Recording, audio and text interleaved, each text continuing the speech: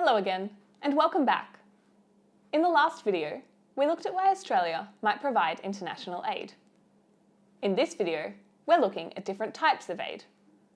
There are four main types of international aid, and each has benefits and weaknesses.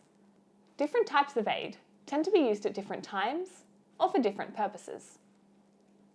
Emergency aid, as you might guess, is used in emergency situations. Sometimes it is also referred to as humanitarian aid.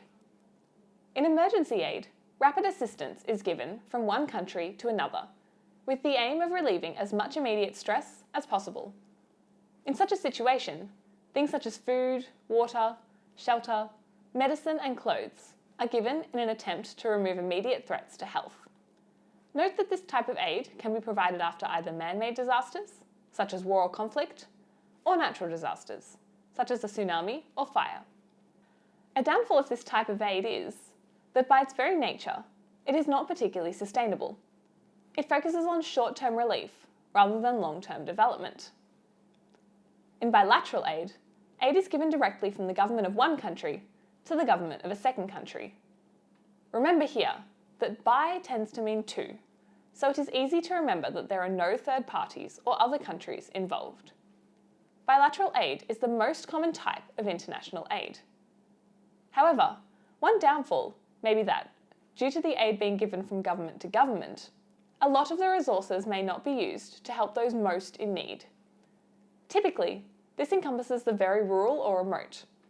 Most of the aid tends to help those in more urban areas. A lot of bilateral aid is also given with political undertones, which might lead to corruption. Comparatively, multilateral aid involves many countries.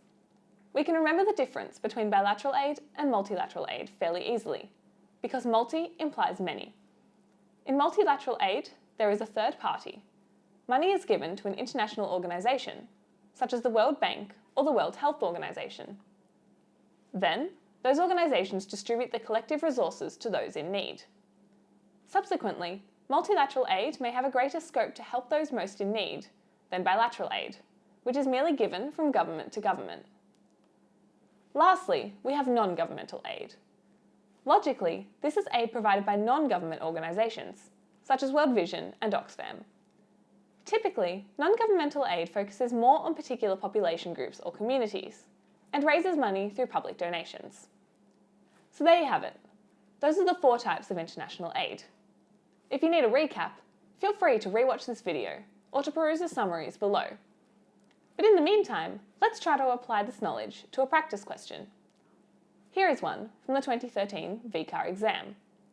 It has two parts, but first it gives some information.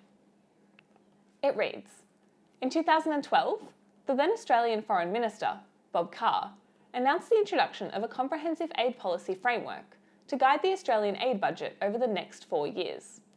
Highlights of the comprehensive aid policy framework include the following. More than 30% of the aid budget will be delivered through partnerships with multilateral organisations.